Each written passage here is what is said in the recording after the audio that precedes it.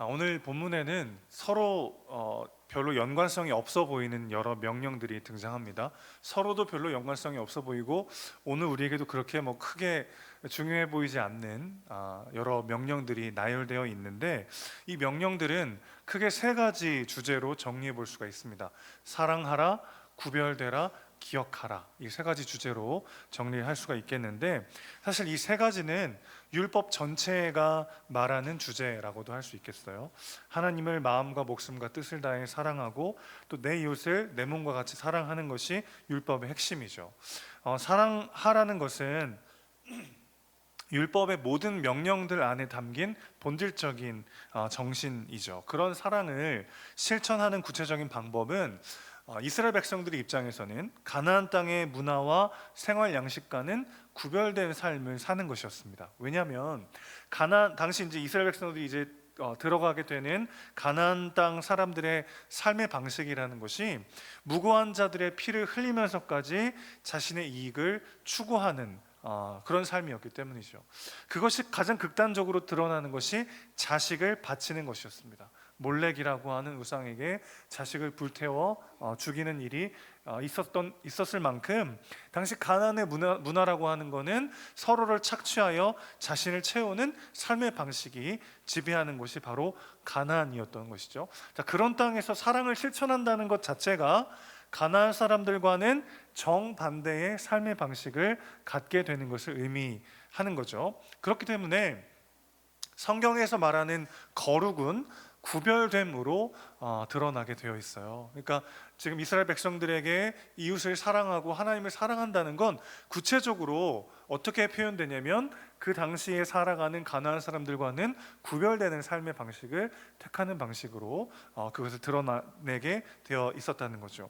자, 그런데 그런 가나안 땅에서 그들과 구별된 삶을 산다는 것은 쉽지 않았을 것입니다. 눈앞의 이익을 포기해야 될 때도 있고 불안하고 두려운 상황 속으로 내몰릴 때도 있었다는 것을 의미하죠. 오늘 우리도 그럴 때가 있지 않습니까? 말씀대로 살려고 하다가 손해보고 나만 더 피해를 보는 경우도 왕왕 있어요. 따라서 그런 구별된 삶을 살아내기 위해서는 그들은 하나님의 말씀을 기억해야만 했습니다. 이 세 가지 명령이 이렇게 연결되어 있는 거죠. 사랑하기 위해서는 구별되어야 했고, 그 구별되어 살아가기 위해서는 말씀을 기억해야만 했다는 것입니다. 하나님께서 그들을 어떻게 애굽에서 건지셨고, 어떻게 광야 가운데 인도하셨고, 어떻게 가나안 땅을 차지하게 하셨는지를 기억할 때 그들은 구별됨을 통해서 사랑을 실천하는 삶을 살아낼 수 있었던 것이죠. 자, 정리해 볼까요? 율법 전체는 사랑하라라는 명령으로 요약될 수 있고, 그 명령은 구체적으로 가나안 사람들과는 구별되는 삶을 살아가는 것으로 실천될 수 있겠고요. 그 구별된 삶을 살아가기 위해서는 하나님의 말씀을 기억해야만 했다는 것입니다. 즉, 사랑하라, 구별되라, 기억하라, 이 세 가지 명령으로 전체 율법을 정리할 수가 있겠는데, 오늘 본문도 딱 그런 관점으로 우리가 이해해 볼 필요가 있겠다는 거죠. 자, 첫 번째, 사랑하라라는 명령이 1절부터 4절까지 기록되어 있는데, 구체적으로 사랑하라는 말은 사실 되게 막연하잖아요. 근데 구체적으로 하나님이 어떤 명령을 하시냐면, 형제의 어려움을 못 본 채 하지 말고 도와주라 라는 명령을 하십니다. 특별히 너의 형제라고 표현하고 있음을 우리가 주목할 필요가 있어요. 우리의 이웃은 우리와 하나 된 공동체다라는 것을 강조하고 있는 거죠. 사실 십계명에서는 이웃의 것을 탐내지 마라, 도둑질하지 마라, 살인하지 마라, 이런 계명들이 있잖아요. 그런데 무엇을 하지 말라라고 하는 수준에 머물지 않고 공경에 빠진 형제를 도와주라고 말씀하고 계신 거예요. 즉, 무엇 하지 마라의 수준이 아니라 무엇을 하라고 하는 적극적인 행동을 요구하고 있는 것이죠. 타인에게 피해를 끼치지 않는 것, 이런 것은 약간의 도덕심이나 책임감만 있으면 실천할 수 있는 것들입니다. 그러나 하나님은 우리가 이웃을 대하는 태도가 그 정도에 머물러서는 안 된다고 지금 말씀하고 계신 거예요. 공경에 처한 이웃을 마음 다해 적극적으로 도와주라고 명령하고 계신 것이죠. 자, 이런 자발적이고 적극적인 반응은 사랑할 때만 가능합니다. 우리가 언제 이웃을 마음 다해 사랑할 수 있죠? 하나님이 내 모든 것의 주인이시고 하나님이 나의 삶을 인도하신다는 믿음이 없이는 불가능하죠. 내가 이뤄낸 것들, 내가 가지고 있는 것들이 다 내 실력과 내 노력의 결과이고 그렇기 때문에 다 내 것이라고 여기는 사람은 결코 옆 사람에게 나의 것을 나눠줄 수가 없습니다.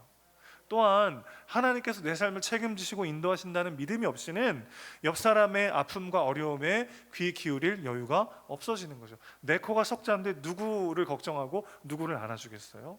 그러니까 우리가 사랑을 실천한다는 건 구체적으로 어떤 뜻이냐면 내가 어떤 사랑을 받은 존재인지를 기억한다는 뜻이고, 나를 그렇게 사랑하시는 분이 나의 삶을 어떻게 인도하고 계신가를 내가 믿고 있다는 것의 반응이라고 할 수가 있겠습니다. 자, 오늘 1절에서 4절에 계속 반복되는 표현이 있는데 못 본 채 하다라는 말이에요. 못 본 채 하다. 이 단어의 기본적인 의미가 재밌습니다. 자신을 숨기다라는 뜻이에요.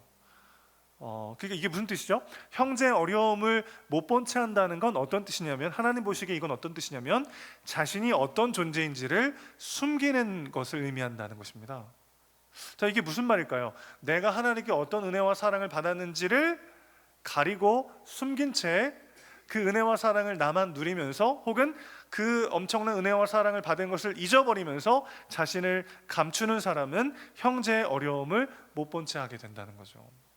당시 고대 근동의 법들은 남의 물건을 불법적으로 숨기는 것을 금하는 것에 초점이 있었습니다. 그런데 율법은 그 정도 수준에 머물러 있지 않아요. 언약 공동체의 일원으로서, 즉 하나님의 은혜를 받은 자로서의 당연한 반응과 책임에 초점을 두고 있습니다. 그러니까 이거는 어떤 고상한 도덕에 대한 이야기가 아니고 갚을 수 없는 사랑을 받은 자로서 가질 수밖에 없는 반응에 대한 이야기라고 할 수 있겠어요. 그러니까 오늘 우리가 어떤 삶의 동력과 어떤 방향으로 나아가고 있는지를 점검해 볼 수 있는 포인트가 되는 거죠. 우리 모두는 사랑에 빚진 자들입니다. 하나님께 갚을 수 없는 엄청난 은혜와 사랑을 받아서 우리가 여기 있어요. 그렇기 때문에 그것을 기억하고 그 사랑을 누릴수록 하나님의 백성들에게는 선행과 사랑에 대한 전혀 다른 동기가 생기게 되는 것이죠. 오늘 하나님 그것을 우리에게 명령하고 계신 것이죠. 두 번째는 구별되라는 명령인데 5절에서 11절 말씀을 보면 여러 영역에서의 구별됨을 하나님께서 명령하고 계십니다. 하나씩 하나씩 오늘 우리에게 어떻게 적용할 수 있을지를 우리가 살펴볼 필요가 있겠는데, 먼저 5절을 보시면 여자는 남자의 의복을, 남자는 여자의 의복을 입지 마라, 이런 구절이 나오면서 특별히 5절에 보시면 그거는 하나님께 가증스러운 일이다, 이렇게 표현하고 있어요. 그러니까 좀 여성틱한 옷을 입으면 안 된다, 이렇게 적용하시면 안 되고, 신명기에서 이 표현은 이방 종교의 풍습들을 묘사할 때 항상 쓰였습니다. 그러니까 가나안인들은 이 풍요와 생식의 여신 아스타르테를 경배하면서 그를 예배할 때 서로 여성은 남성의 옷을, 남성은 여성의 옷을 입고 제사를 지냈다고 해요. 이 여신은 이제 바알의 아내 여신이라고도 불리기도 했는데, 남자는 여자의 옷을, 여자는 남자의 의복을 입지 말라고 하는 이 말씀은 그러니까 그들과 섞이지 말아야 된다는 걸 강조하는 거죠. 특히 어떤 방식에서요? 예배의 방식에 있어서 그들의 방식으로 예배하지 말라는 거예요. 가나안 사람들이 익숙한 그 방식으로 예배하지 말라. 예배의 대상도 중요하지만 예배의 방법도 중요한 거죠. 자, 두 번째, 자연에 대한 태도에서의 구별도 6절과 7절에 보면 나와 있는데, 어미새와 새끼를 아울러 취하지 말라, 이런 말씀을 주고 계십니다. 무분별한 포획은 결국 회복할 수 없을 만큼 자연을 파괴하게 되잖아요. 그리고 그것은 모두에게 다시 피해로 돌아올 수밖에 없습니다. 그러나 인간의 탐심이라고 하는 건 언제나 브레이크를 상실하기가 쉬워서 폭주하기가 쉽죠. 타인에 대한 착취는 자연에 대한 착취로 이어지기가 쉽습니다. 하나님의 언약 백성으로서 이스라엘은 가나안 사람들과는 구별된 방식으로 자연을 지키는 청지기로서의 삶을 살아야 한다는 것을 명령하고 계신 거죠. 자, 8절 말씀은 사람에 대한 태도에서의 구별을 말씀하고 계신 것이라고 우리는 이해할 수 있습니다. 고대 근동의 집들은 대부분 평평하게 지붕을 만들었어요. 그래서 그곳을 다용도 공간으로 활용하곤 했습니다. 곡식을 말리거나 식량을 저장하고 또 이웃을 초대해가지고 교제하기도 했는데, 이 더운 기후이기 때문에 밤에는 옥상에서 잠을 자기도 했어요. 이런 옥상에 난간을 만들라고 하는 명령을 왜 주셨을까요? 안전사고를 예방하기 위해서 최선을 다하라는 뜻이죠. 손님들을 위해서 그리고 자기 가족들을 위해서도 꼭 필요한 조치가 될 수 있겠어요. 자, 이게 왜 의미가 있냐면 가나안 땅은 죄 없는 사람들의 피로 오염된 땅이었어요. 그렇기 때문에 하나님이 그들을 진멸하시고 거기에 이스라엘 백성들을 보내신 거죠. 자기 자식마저도 제물로 바치는 끔찍한 제사가 행해지던 땅입니다. 삶에서 무고한 죽음을 초래할 수 있는 모든 위험 요소를 제거하라고 지금 하나님은 말씀하고 계신 거예요. 하나님이 생명을 얼마나 소중히 여겨야 하는지, 사람에 대한 태도가 가나안의 그것과는 얼마나 구별되어야 하는지를 강조하고 계신 거죠. 우리 교회도 지붕이 평평하지 않은데 고칠 필요가 없는 거예요. 이걸 문자적으로 적용할 게 아니라 사람을 사랑하고 그의 생명을 소중히 여기는 그 정신을 오늘 우리도 이어서 실천해야 되는 것이죠. 자, 마지막 네 번째는 삶의 방식으로서의 구별을 말하고 있는데 9절부터 11절 말씀 보면 여러 가지 명령들이 막 산발적으로 나오는데 이 삶의 방식에서의 구별, 이렇게 우리가 정리해 볼 수 있습니다. 먼저 서로 다른 농산물을 한 밭에서 재배하지 말라고 말씀하시고, 또 서로 다른 종에게 함께 멍에를 매게 하지 말라, 이런 말씀도 하셨죠. 그리고 양털과 실로 섞어 짠 것을 입지 말라. 이걸 다 문자적으로 오늘 우리가 지킬 필요는 없습니다. 어떤 의미냐면 삶의 방식에서도 구별되어서 이방인들과는 완전히 섞이지 말 것을 명령하시는 말씀이라고 할 수 있겠어요. 사실 서로 다른 농산물을 함께 재배하는 것은 여러모로 도움이 됩니다. 왜냐하면 각각의 농산물 수확 시기가 다르기 때문에 1년 동안 거둬들일 수 있는 수확량도 더 많아지기 때문이죠. 양털은 동물에서 나오고 무명실은 나무에서 나옵니다. 이 두 가지를 섞어서 옷을 만들면 더 튼튼해진다고 해요. 다른 종을 함께 멍에를 매게 하는 것을 제외하고 나머지 두 방식은 모두 다 더 좋은 결과를 가져오는 좋은 방법이기도 했습니다. 그런데 하나님은 삶의 모든 순간 모든 방식에 있어서 가나안 사람들과는 구별되기를 원하셨어요. 약간 과하다 싶을 정도로 이스라엘에게 가나안 땅의 사람들과는 섞이지 말고 구별되기를 주문하고 계신 것이죠. 그들과 섞이는 순간 그들의 가치와 그들의 삶의 방식에 물들게 될 것을 너무나 잘 알고 계셨기 때문이죠. 자, 이걸 우리가 문자적으로 그대로 해석해 적용해 가지고 믿지 않는 사람들과는 말도 섞지 않고 아예 그들과 상종하지 않는다, 그렇게 적용하면 안 되겠죠. 가나안 사람들의 가치와 삶의 방식에 물들지 않도록 그들과는 다른 삶의 방식을 추구하라는 하나님의 명령이었다. 우리는 이렇게 이해할 수 있는 거죠. 그래서 하나님은 이스라엘 백성들이 제사할 때도, 이웃과 교제할 때도, 자연을 대할 때도, 일을 할 때도 삶의 모든 순간 모든 영역에서 가나안 땅의 사람들과는 철저히 구별되어 다른 가치로 살아갈 것을 명령하고 계신 것입니다. 쉽지 않았을 거예요, 그렇죠? 그래서 그들은 매일매일 기억할 필요가 있어요. 12절 말씀 한 절이지만 제일 짧지만 제일 중요한 말씀이라고도 할 수 있겠습니다. 한마디로 기억하라는 거예요. 기억하라. 12절 말씀에서 무엇을 명령하고 계시죠? 수술을 단 옷을 입으라는 명령을 하고 계세요.